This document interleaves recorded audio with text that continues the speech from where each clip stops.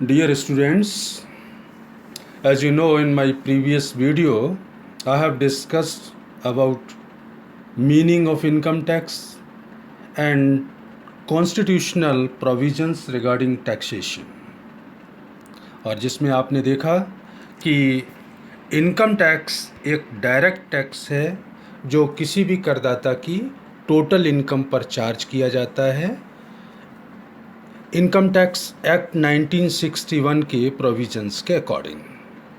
तो आप देख चुके हैं डायरेक्ट टैक्स का मतलब, पिछले वीडियो में मैं आपसे डिस्कस कर चुका हूं कि डायरेक्ट का मतलब होता है जिस व्यक्ति पर टैक्स लगाया जाए उसी को भुगतान भी करना पड़े, तो वो डायरेक्ट टैक्स है। मीन्स अपनी लाइबिलिटी टैक्स की आगे डेलीगेट या शिफ्ट नहीं कर सकता है। जैसे income tax, capital gain tax है, सिक्योरिटी ट्रांजैक्शन टैक्स है, या इनकम टैक्स का ही दूसरा रूप होता है कॉरपोरेट टैक्स जो कंपनियों पे चार्ज होता है। दूसरा तरीका था इनडायरेक्ट टैक्सेस का। इन टैक्सेस में टैक्स लगाया तो किसी एक व्यक्ति पर जाता है लेकिन भुगतान कोई दूसरा व्यक्ति करता है। मीन्स इन टैक्सेस के बर्डन को अल्टीमेटली कस्टमर या कंज्यूमर्स को बियर करना होता है, जिनके उदाहरण आप देख रहे थे। जीएसटी है, गुड्स एंड सर्विस टैक्स। माल के क्रय विक्रय पर डीलर्स या व्यापारी से सरकार टैक्स लेती है लेकिन वो कस्टमर से चार्ज कर लेते हैं। इसी तरह से एक्साइज ड्यूटी प्रोडक्शन पे चार्ज होती है लेकिन अल्टीमेटली कस्टमर या कंज्यूमर को ही देना पड़ता है। कस्टम ड्यूटी माल को आयात करने पर जो टैक्स लगता है वो भी आपको या हमें ही अल्टीमेटली पे करना पड़ता है। तो इस तरह के जो टैक्सेस जिनके बर्डन को आप आगे शिफ्ट कर देते हैं वो कहलाते हैं इनडायरेक्ट टैक्स। तो दूसरा करदाता किसको मानते हैं ये भी मैंने पिछले वीडियो में आपसे डिस्कस किया था। तो 2 पॉइंट डिस्कस किए थे, डायरेक्ट टैक्स किसे कहते हैं और करदाता किसे मानते हैं। उसी में तीसरा पॉइंट था कि इनकम टैक्स करदाता की टोटल इनकम पर चार्ज किया जाता है। तो आज जो मैं पॉइंट्स आपसे डिस्कस करूंगा कि टोटल इनकम किस तरह से निकालते हैं, फॉर्मेट क्या होता है टोटल इनकम का, फिर असेसमेंट ईयर, गत वर्ष और निर्धारण वर्ष। असेसमेंट ईयर, निर्धारण वर्ष और गत वर्ष में क्या अंतर है, क्या किसको कहते हैं, उनके बारे में बात करनी है। और कुछ सिचुएशंस ऐसी होती हैं कि जिस ईयर में आप टैक्स पे करेंगे, इनकम अर्न करेंगे, उसी ईयर में आपको टैक्स भी पे करना पड़ेगा। तो वो कौन सी सिचुएशन हैं जब आपको जिस ईयर में आप इनकम अर्न करते हैं उसी ईयर में आपको टैक्स का भुगतान भी करना पड़ता है। तो पहला पॉइंट स्टार्ट कर रहा हूँ, कंप्यूटेशन ऑफ टोटल इनकम, या जिसको दूसरा नाम देते हैं आप टैक्सेबल इनकम। टोटल इनकम किस तरह से कैलकुलेट करते हैं, तो आप जानते हैं इनकम टैक्स के सेक्शन 14 के अनुसार किसी भी करदाता की इनकम को 5 भागों में बांटा जाता है या इनकम को 5 स्रोतों से अर्जित माना जाता है।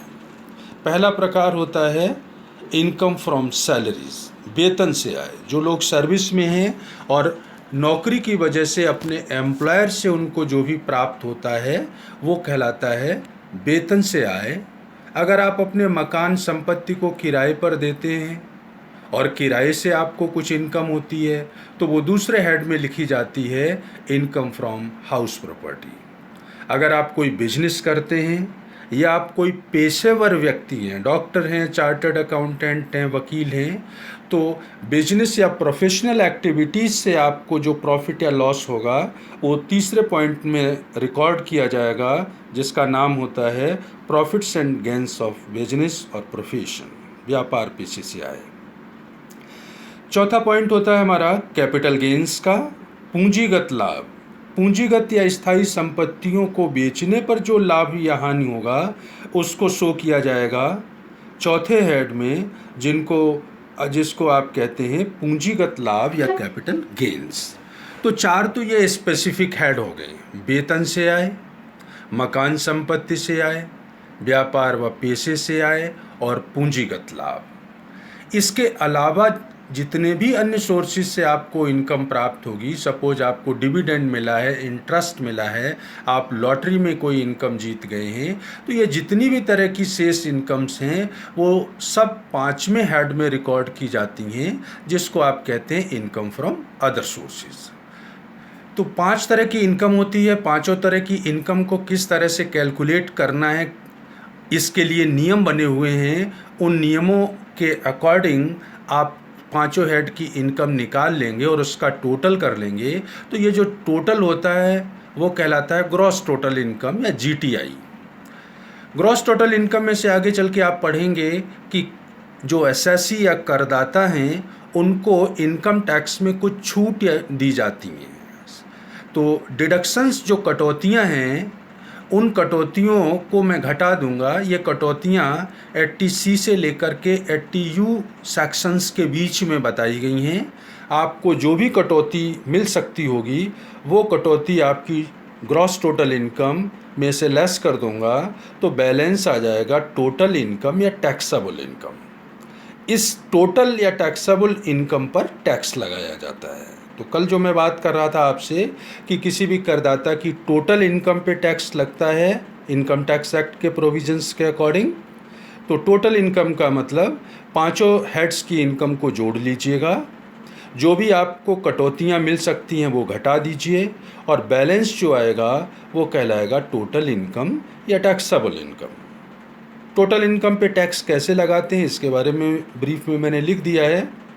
टैक्स निकालना हो तो टोटल इनकम लेंगे, मल्टीप्लाई करेंगे रेट्स ऑफ टैक्स से। जो भी टैक्स की दरें होंगी उनसे गुणा करके टैक्स की अमाउंट निकाल लेंगे। और इस टैक्स की अमाउंट में एक छूट दी जाती है 5 लाख तक इनकम वालों को, रिबेट अंडर सेक्शन 87A अगर लागू है तो उस करदाता को रिबेट मतलब छूट दे दूंगा टैक्स में से। अब बैलेंस जो बचता है वो कहलाता है tax liability after rebate. Rebate के बाद अब टैक्स की लायबिलिटी या दायित्व कितना है, इस टैक्स की लायबिलिटी में ऐड कर दूंगा मैं हेल्थ एंड एजुकेशन सेस। मैं बता चुका हूँ आपको, किसी पर्टिकुलर पर्पस से या काम के लिए जब टैक्स सरकार लगाती है तो वो सेस कहलाता है। तो हेल्थ और एजुकेशन के लिए आपका जो टैक्स आया है उस पर 4% और टैक्स लगेगा। सरकार इन चीज़ों पर खर्च करने के लिए पैसा एकत्र कर रही है सेस के माध्यम से, तो उसको भी आप ऐड कर देंगे। तो बैलेंस आ जाएगा कि अब आपका टोटल टैक्स साल का कितना बनता है, कितना आपको टैक्स पे करना है। इस टैक्स में से जितना टैक्स आपका ऑलरेडी जमा हो चुका है वो मैं यहाँ से लेस कर दूँगा। 2 तरह से टैक्स आपका गवर्नमेंट के पास पहुँचता है। एक तो आप खुद ही जमा करें एडवांस टैक्स के रूप में, और दूसरा तरीका होता है TDS tax deduction at source, उद्गम स्थान पर कर की कटौती। उद्गम स्थान पे कर की कटौती से हमारा आशय होता है कि जो व्यक्ति आपको इनकम दे रहा है, जिससे आप आय प्राप्त कर रही हैं, वो व्यक्ति इनकम देने से पहले उसमें से कुछ टैक्स की कटौती कर ले और वो पैसा टैक्स का गवर्नमेंट के यहाँ जमा कर दे। तो जो उस व्यक्ति ने टैक्स जमा किया है वो भी आपकी तरफ से ही जमा हुआ टैक्स माना जाता है, तो उसको भी हम टोटल टैक्स लायबिलिटी में से घटा देंगे। तो टोटल टैक्स लायबिलिटी में से TDS के रूप में या एडवांस टैक्स के रूप में जितना टैक्स ऑलरेडी गवर्नमेंट के पास पहुंच चुका है वो आप घटा देंगे। तो अब बैलेंस अगर प्लस में आता है इट मीन्स आपको टैक्स पे करना है, और माइनस में आता है तो गवर्नमेंट आपको टैक्स रिफंड करेगी, वापस करेगी। इसी में एक पॉइंट आता है कर निर्धारण वर्ष, असेसमेंट ईयर। असेसमेंट ईयर का मतलब होता है अंडर सेक्शन 2 सब सेक्शन 9 के अनुसार उस अवधि से है जो 1 अप्रैल से प्रारंभ होकर के अगले वर्ष की 31 मार्च को समाप्त होती है। दूसरे शब्दों में मैं कहूँ, जिस वर्ष में कर का भुगतान किया जाता है या गणना की जाती है, क्योंकि पहले इनकम होगी इसके बाद ही तो टैक्स चार्ज करेंगे आप। तो जिस ईयर में आप टैक्स की कंप्यूटेशन कर रहे हैं, गणना कर रहे हैं, वो ईयर कहलाता है निर्धारण वर्ष या असेसमेंट ईयर। यूँ समझें कि अभी असेसमेंट ईयर है 2020 और 21। तो 2020-21 का मतलब 1 अप्रैल 2020 से शुरू होगा और 31 मार्च 2021 को समाप्त होगा। निर्धारण वर्ष में हम टैक्स मतलब 20-21 में टैक्स की गणना करेंगे। तो गणना किस पे होती है? टोटल इनकम पे। टोटल इनकम कौन सी लेंगे? वो अगला पॉइंट है प्रीवियस ईयर, गत वर्ष की।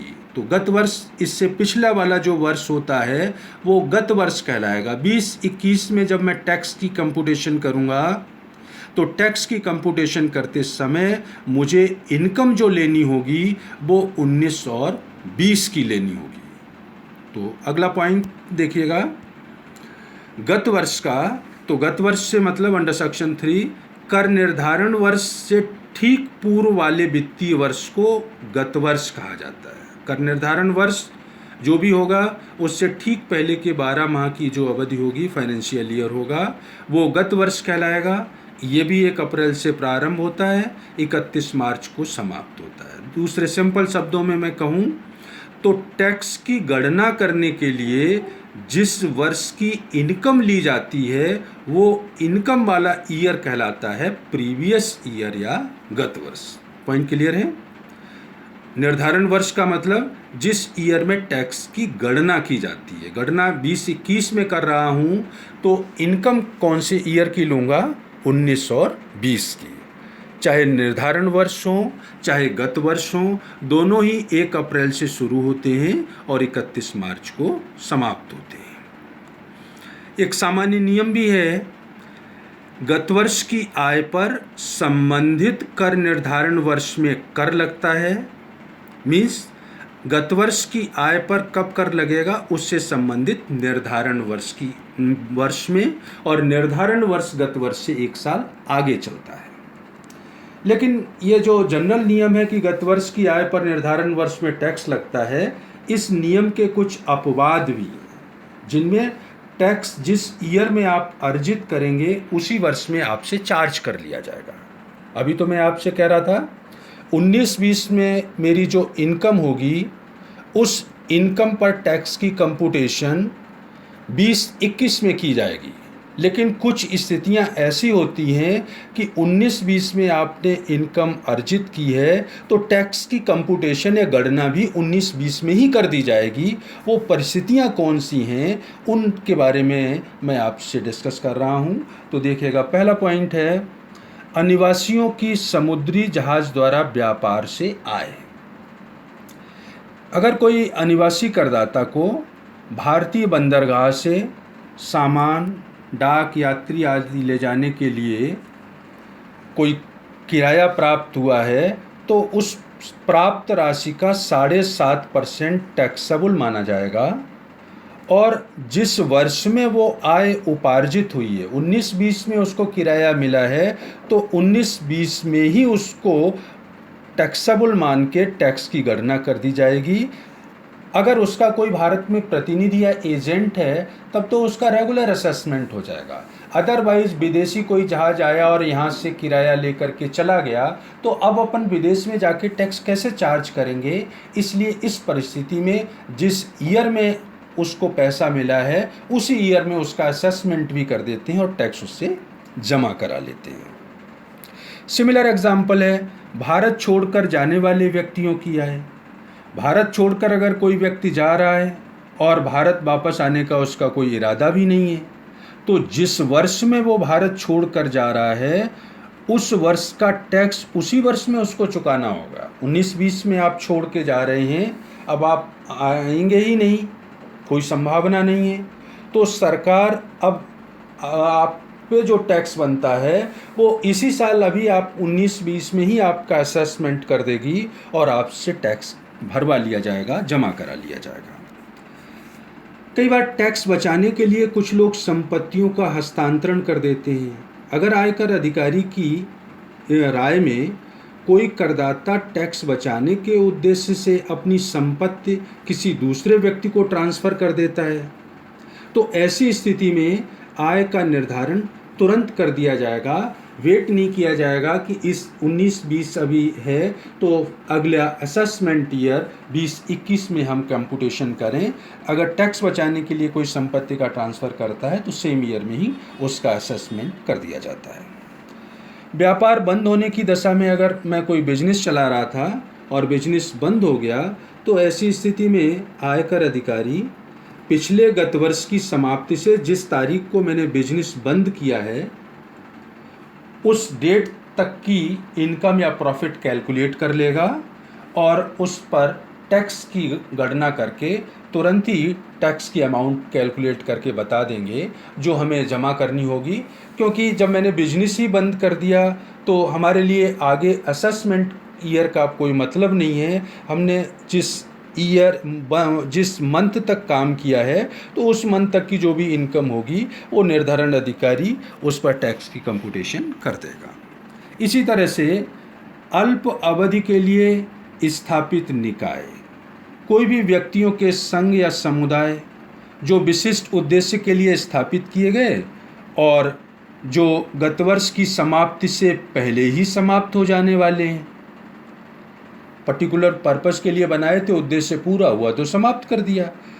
तो अब अपना प्रीवियस ईयर तो समाप्त होता है 31 मार्च को। तो ऐसी स्थिति में इस पर टैक्स की गणना फिर उसी ईयर में कर दी जाएगी, असेसमेंट ईयर का वेट नहीं किया जाएगा। तो सामान्य नियम तो ये है कि गत वर्ष में पहले इनकम होगी, फिर असेसमेंट ईयर में उसका कंप्यूटेशन होता है। लेकिन ये 5 परिस्थितियाँ ऐसी हैं जब आपको इनकम होगी उसी वित्तीय वर्ष में या गत वर्ष में हम टैक्स का कंप्यूटेशन कर देंगे और करदाता से टैक्स डिपॉजिट करा लेंगे। तो ये ब्रीफ में थोड़ा सा डिस्कशन था इनकम टैक्स की अंडरस्टैंडिंग के लिए कि किस तरह से आप इनकम को कंप्यूट करते हैं, जीटीआई क्या होती है, टोटल इनकम क्या होती है, टैक्स किस तरह से कैलकुलेट किया जाता है, असेसमेंट ईयर और प्रीवियस ईयर क्या होते हैं।